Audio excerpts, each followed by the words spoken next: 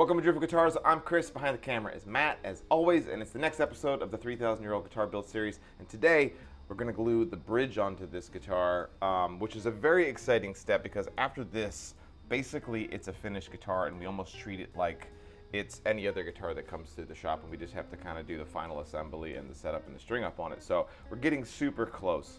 Matt and I talked about this for a little while, and we thought, how are we going to do this specific episode of this series? Because everybody is going to approach their bridge design differently. You're not going to go out there and make exactly a driftwood style bridge for your guitar.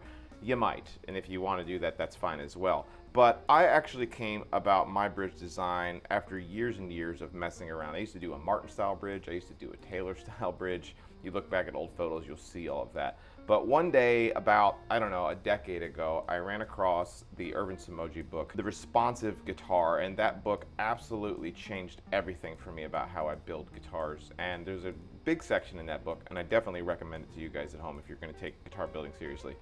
He goes into what makes a guitar bridge tick and how it works on a guitar. So what I'm going to do is we're going to show you guys some video of me making this bridge this morning. And while we're showing you guys that, I want to talk about kind of what the thought process is in general guitar bridge building. One thing to think about with a bridge is that it actually is not this thing that's separate from a brace on your guitar. It actually is a brace that goes on the guitar. It's just a brace that goes on the outside of the guitar, something that you can see every single day. And I think that people don't think of it that way very often. And that was like a big light bulb moment for me when I started to think of the bridge as a brace. And with that said, one very important consideration when it comes to bridges is bridge material. For me, I'm always thinking about what is the lightest and most responsive material that I can use to make a bridge, because I don't want to sap up all of the energy with a heavy bridge that's just sucking up all of the string energy. So I make all of my bridges out of Brazilian rosewood. I highly recommend making your bridges out of Brazilian rosewood. You can find bridge blanks sometimes on our website when they're available. And if not on our website, you can find these online on eBay and places like that for really cheap prices, you know, less than $100 typically. And it is well worth the money because a bridge like this can be several, 10, 15, 20% less weight than a comparable bridge made out of ebony or Indian rosewood. So material really matters. And like I said, Brazilian rosewood's what I use. The other thing to consider with bridge design is don't approach it with just trying to make a pretty bridge, because what's most important is that the bridge is the right size in all of the right places. I try to get the wings of my bridge, the outside pieces, to intersect nicely with the X brace, which is on the inside. And I did that using my CAD software so that I could kind of see where my bracing and everything is lined up on this guitar. But when you make your bridge shape, make sure that it's interacting with the X brace on your guitar or whatever kind of braces you have on the guitar in a really good way. The other thing that I do on my guitars is I try to get the outside areas, the wings, for lack of better terms, as thin as possible so that they're incredibly lightweight. But I want them to taper in a very smooth and methodical way so that there's not a lot of pressure points in the guitar. And the other thing that you'll notice on my bridge is that I have those, I guess nodes is a good way to say it, these high points on my bridge. And those pieces actually interact perfectly with the X braces on my guitar. So if you were to take this apart and look at it, all of those things kind of come together to make a bridge that is beautiful, I think, but also it's functioning very specifically with the inside of the guitar. So those are the kind of the things that I was thinking about kind of getting across to you guys, is that all of the design choices, yes, you want it to look pretty, but mostly you want them to be well thought out structurally and with always that mindset of how is this bridge going to transfer energy into the soundboard of my guitar. The specific measurements that I can give you guys, and these are going to be specific based off the guitar that you're building, is the thickness of the bridge. And the thickness of the bridge is determined by this. What we're going to do is we're going to put a straight edge on the top of this fingerboard with on top of the frets as well. And what you want it to do, let's see if I can do this without dropping anything, is you want that straight edge to just miss the top of your bridge. And for me, I build all of my guitars with a 10mm thick bridge. That's what I'm always shooting for. I know that, and there's a reason why I made my fingerboard a 1/4 inch thick, and I went with a specific fret wire, and I did a certain radius for the soundboard top. All of those things are with the mindset that I know that I want a 10mm thick bridge. The other thing that is important is the saddle compensation. That's a super deep conversation that you can get into, is compensation on how much you want your saddle to kick back so that you have proper intonation on the guitar. But what I actually did years ago is I got this saddle location jig from StewMac. This was like one of the very first tools I ever bought from them, like ever ago. What it does is it allows me to put this on my fretboard, find my 12th fret really quickly, and then spin this thing around. And then what it allowed me to do is find my bridge location really accurately. But that only gets you so far. You have to know how far back you want that saddle compensation to be. So what I'm going to give you guys is my cheat code to what my saddle compensation is. I actually have to sit here and measure it, because once you've got it set, you never have to look at it again. But so what should we do, Matt? Metric? Metric feels good. Dealer's choice. Let's do metric.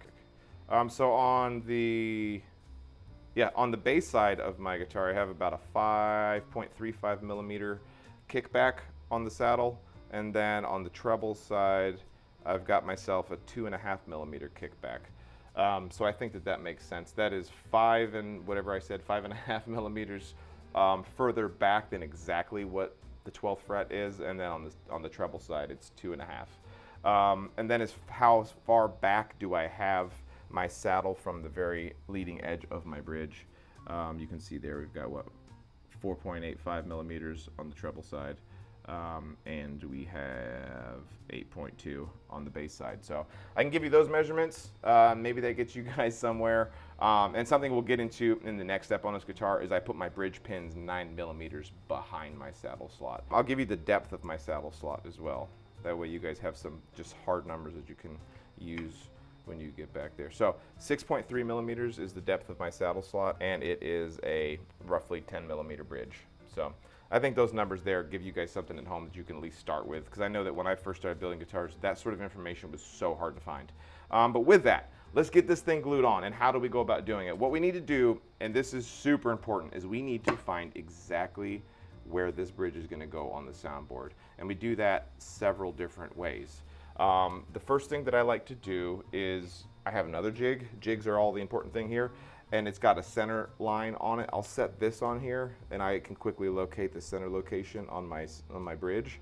Obviously, if you don't have a jig for yours, you will do it just using a caliper. I'm going to mark my center location. We're going to take our center location and just take it all the way across the top here of my bridge.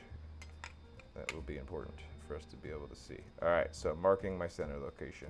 Before we get into that, before I start perfectly locating where the bridge is going to go, what I need to do is remove the tape off of the soundboard. That's the step that I need to do. Remember when we did the masking off of this tape of the bridge location? In fact, I don't know if this made it into the video back then, but we made this taped off area slightly smaller than the actual bridge size, and you can see that when I set this template on here. You can see how much smaller the tape is. So what we can do is we can safely just kind of take a razor blade, break the seal on the finish, and remove that tape without risking hurting anything. But don't go too deep with your razor blade. That's super important. I have a brand new razor blade. I like to angle it so that it's kind of angled to the outside of my cutting location. That way if the finish wants to chip, it chips to the inside. Makes sense, right? Mm-hmm. So I'm just going to go through here and cut this tape out. Paying attention the entire time because it's really, really easy to slip. That's why a brand new razor blade is super crucial for this, because it cuts really easily and you're not going to be applying too much pressure. And if you apply too much pressure, then you'll cut the top. But we're just freehanded.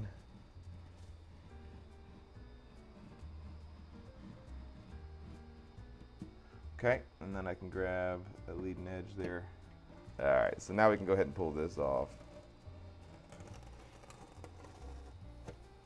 And this is another reason why having a really nice thin finish like we have on here is really nice, because you don't have like it dipped in plastic worth of finish and then all of a sudden it's chipping off and acting a fool. Okay, now where were we? Locating the bridge. And the reason why I did that is because when you've got that tape underneath the finish, when you go to set the bridge on there, it kind of just wants to sit on top of that tape and spin around, and it's hard to get it to not move around a whole bunch. So back to locating the bridge location. So what we've done is we've marked the center spot on this bridge. so we can kind of, just the initial trying to line everything up, I'm going to go ahead and line up that center seam with the center seam on my soundboard. And then the next thing that I'm going to do, and this is the only way that I know how to do this, and this is with this saddle locating jig. You can do this without this, and I assume that I probably did that on my first couple of builds, but it's been so long that I couldn't even tell you how I went about doing it. This thing right here, I don't know how much it costs. We'll have a link to it down in the description. It's you know, probably $50, $60. This thing has been an absolute game changer. Let me show you how you'll go about doing it. So what we've got is a spot over here that's got some notches in it, and that's going to sit on our frets. And then this side here is going to line up with our nut location. So I'm going to go ahead and put it flush with the end of my fingerboard. I'm just using the fat of my finger here to just feel for it. And then I'm going to move this piece over here onto the 12th fret. And it's sitting right on it. It's looking good. It's feeling good. I'm going to double, triple, quadruple check and make sure that everything's right where I want it. And come in just a kiss. This is one of those, the old mantra of measure twice, cut once. This is like measure 9,000 times and then make one time you're going to cut the finish down here. So what we're going to do is we've got that marked. I'm going to spin this around and we're going to put this thing back on the 12th fret. And it locks in because it's got a notch on it. And then you can see those pins that are right here, the bass side, the treble side. What we're going to do is we're going to move this so that those pins touch the leading edge of my saddle slot. And that's why I like to cut my saddle slot first. It makes this work a lot easier. We go ahead and get that saddle slot cut because we can line it up. So visually I can see that my center line is lined up with the center seam of my soundboard, and I know that I've got it correct in the top to bottom location as well with my saddle locating jig. But that doesn't guarantee that it's in the right spot. The next thing that I do is I use my center locating jig that I use for my neck, and that's going to guarantee that this bridge is not perfectly located on the center of the soundboard, but perfectly located on the center of the line that runs down the middle of the neck. So let me grab that jig and I'll show you guys how this works. We used this when we were setting the neck, so you guys have seen this tool show up on my channel before. Where'd this tool come from, by the way? Buddy. Because people ask us. The website that I got this from, I don't think is in existence anymore. We need to make some of these and try to sell them. I use the crap out of this tool, and I've broken it many times and glued it back together, and it just works super great. But you can move these pieces here so that they firmly clamp up against the side of your fingerboard, and then it doesn't move left to right, and it's got a center seam that runs down it. I can see that I was actually off by almost like 1/8 of an inch. I was looking at the wrong line on that top, but that's going to be my center location. The next thing that I do is I put this piece on our jig here, because what this does is this locks this in place and guarantees that I've got my bridge 90 degrees perpendicular with that center line. So this whole time that I'm doing this, I'm being very, very careful not to move the bridge too much. We just want to make sure that it doesn't get moved around because we're trying to get it perfectly located. All right, so I've done my initial setup. Now I'm going to go back and check that we've got it correct with here. I don't need to recheck it this direction because once you tighten this down, you know it's exactly where you want it. I need to move it back this way. I can tell that right now. So I'm going to slide it back to there. Get it right. You can see why this is one of those, you're just having to check it so many times. Got that. Every time I move it, I have to go back and check it again. So we'll go back and we'll check this side one more time. And we should be getting really close to dialed in at this point. I'm on my center seam perfectly still. The main one is to check and make sure that we're at 90 degrees. You can see why these two jigs that I'm using make this work a lot faster. So we'll do this a couple more times until we get it perfect. Okay, that feels good. I'm not doing this for the camera. I check this so many times before I cut it. The word of caution that I'm going to give you, if this is not in the exact right spot, your intonation is going to be off, the guitar is going to be out of tune, you're never going to be able to get it to play correctly or sound correct. So do this really methodically and make sure that you get it right the first time. It's especially important if you've gone ahead and cut your saddle slot before you've glued the bridge on. If you cut your saddle slot after you glue the bridge on, which is a whole different method, then you have some room to work with there because you can just put that slot in the right place, but you still got to make sure you get the bridge glued on in the exact right spot. So yes, center seam looks good. Once again, square looks good. We're going to double check and make sure that our tool is dialed in the right way. You got to make sure you put it on the 12th fret. Sometimes people will look at it and think it's on the 12th, and it's actually on the 11th. Flipping it around one more time, making sure we're not touching anything. Okay, now I know I've got that bridge exactly where I want it. Okay, so what do I need to do now? What we need to do is run a razor blade around the entire perimeter of this bridge so that we can remove the lacquer that's up underneath it. Very carefully chisel off that lacquer so that when we glue the bridge down, it's perfectly touching the soundboard from edge to edge in all directions. So this is a super big pucker factor. This is really easy to chip the finish and mess up the soundboard. So just be careful, pay attention. Some people will actually have it so that, like on the fingerboard, that the finish actually tucks up underneath the bridge. It's just not how I do it. I've never done it that way, so I do it this way. We're just gonna very carefully, once again, brand new razor blade. The trick here is to very carefully put your hands on the bridge without moving it, because a lot of times when you go to like touch the bridge to hold it in place, all of a sudden you bump it and then you've got to do that whole process all over again. So hopefully I'll get this right. I'm going to really focus on getting it. I probably won't do much talking. Matt's relieved for that.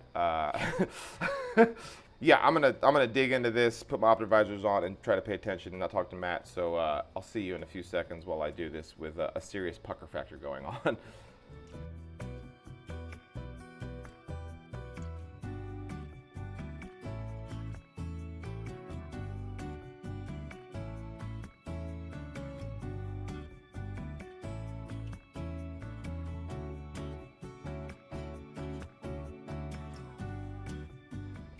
Okay, razor blade is cut. We've broken the seal on all of this finish, so I think that we can kind of hopefully see, right, what we've got here. We've got where the original cut was and then where the outside cut was. Okay, the next step is to remove said lacquer off of the wood without chipping the wood, without chipping the finish. I have been using this trusty chisel that I got from LMI, may God rest their soul.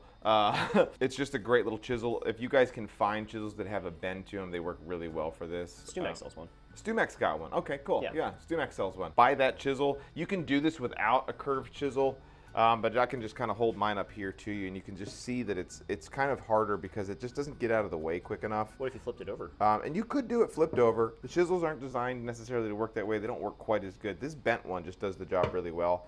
I know Two Cherries sells one. Yeah, actually, I think this is the one StuMax sells. This Two Cherries one here. This works really well. Worst case scenario, if you're not looking to spend any money and you've got a bunch of chisels, I have done this early on. Is I took a blowtorch to a chisel, heated it up, and then put it in a vise and gave it a little bit of a bend. That works as well. That also softens the metal. I think that's kind of, it's a whole thing. Inherently problematic, but exactly. sure. But this one works really well. I find that having a crazy razor blade edge on the end of it is the ticket, and I just did that. I actually can cut my arm hair with this thing right now. It works really good. That's going to guarantee that you're not going to get any chip outs on this. I say that as, who knows, maybe we'll get a chip out. But what I'm going to do is I'm going to get down here and we're going to focus, and I'm just going to start doing it. I find that for me, I like to go kind of from the halfway point this direction and then spin the guitar around and do it from this direction. I'm right-handed. That's what works well for me. It actually goes a little bit easier than you'd think most of the time, but I'm going to get in here and do the deed.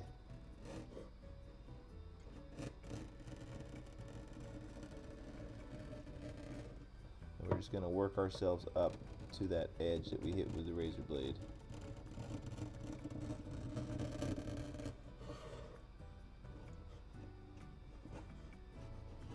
Okay, Matt didn't want to spend 30 minutes while I scraped off all that lacquer off of this guitar top, but we got it all done. It looks really good. We've got some little dark spots here, and those are just very, very thin little spots where there's still lacquer attached, and I'll get those here in the next step. But you can see if we set our bridge on here, it is edge to edge, perfect, with no bare wood showing obviously anywhere.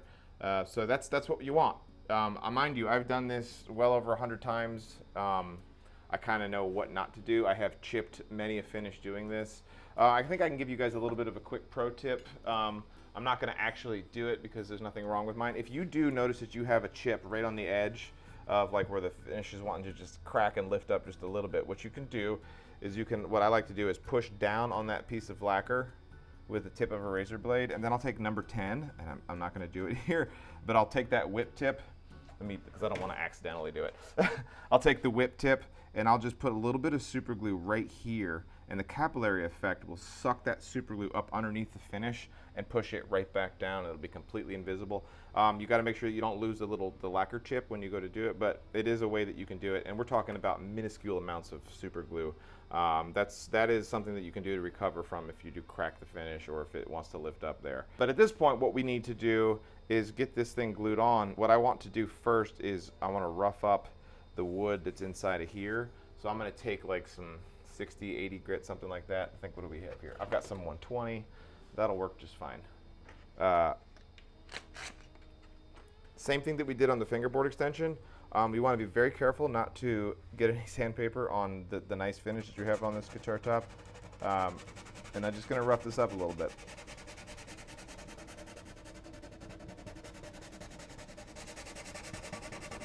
All right, so we got this all sanded down. It's nice and roughed up. We're going to do the same thing on the back side of this bridge. But the other thing that I wanted to mention, because I kind of did this off camera and forgot about it for you guys, is that I have a sanding block that is the negative. So this has got that 30-foot radius on it, the soundboard does. And so I have a sanding block that has an upwards 30-foot radius on it. And I actually ran this thing across it so that it matches the dome that is on the soundboard. Because you don't want to put a perfectly flat bridge on a radius top. So that's something that I've done off camera, and that's roughed up the finish on the bottom side of this bridge too. So it's good to go. I did buff out the guitar, or the bridge afterwards, so I like to hit it with just a little bit of sandpaper just to make sure that we don't have any buffing compound or anything like that up underneath it. But at this point, we've done all the work. It looks really good. If you'd like to, you can give yourself a courtesy check with all of your jigs to make sure it's in the exact same right spot.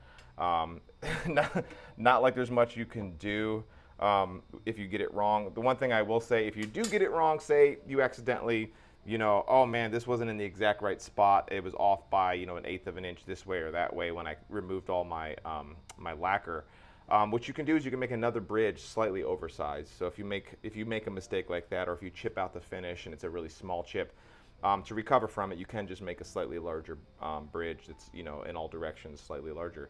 I've done that before, and it has saved me in the past. But let's get this bridge glued on. What I like to use, and I've been using this for years and years, I got this from LMI. This is something StuMac really needs to make, or somebody else. I'm sure there is somebody on the internet that makes these vacuum clamps now that LMI is no longer around. But this is actually going to go right on top of where my bridge goes. We're going to pull a vacuum on it. It's going to suck this thing down. The vacuum clamping is kind of what the factories do. It's way better. It pulls all of the air out of the joint and actually makes the glue dry quicker if you want it to, but it makes a really perfect glue joint, and we're not doing a bunch of clamps. Now, if you don't have one of these, which I fully understand, because not only do you need this, you need a vacuum pump and all of those things, you're going to use vacuum clamps, or I'm sorry, you're going to use clamps such as this. This is just one example of it. There's many of these. You can make these fit down inside the sound hole, and a lot of times you'll need like 3 of these. There's also another plate that you can actually put on top of here to make it so that it distributes the load across that. And they work good. They don't work as good as the vacuum, so I don't use these almost ever. On the occasional guitar that I'm doing a repair on, I'll use one of these because I can't get a good vacuum seal on it. But like I said, we're going to use this, and it works super well. We'll put links to the other types of clamps and stuff like that in the video description as well. But other than that, we're ready to rip, tater chip. So I'm going to put some glue on here, and we're going to let it go. I used to use the LMI wood glue, which is not around anymore. So these days, we're just using this Type-On. Works super good. Some folks will swear that you need to use hot high glue for your bridge joint. I completely disagree with that. It doesn't make any sonic difference. Fight me in the comments. But also it makes it so that bridge is so much more susceptible to heat and lifting. So I don't like to use hot high glue at all for my bridges. So what we're going to do is put a little bit of this Type-Bond on the bridge. We'll set it in place, and then I'll tack it into place very, very lightly, probably with some tape for just a few minutes, and then we're going to suck this thing down, and we'll be ready to rock and roll at that point. So just a little bit of glue. I think you guys watch how much glue I put on here, because it'll help you at home have a better idea.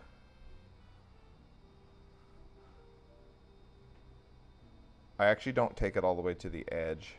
I like to keep it just about 1/8 of an inch away from the edge, and I'll show you how.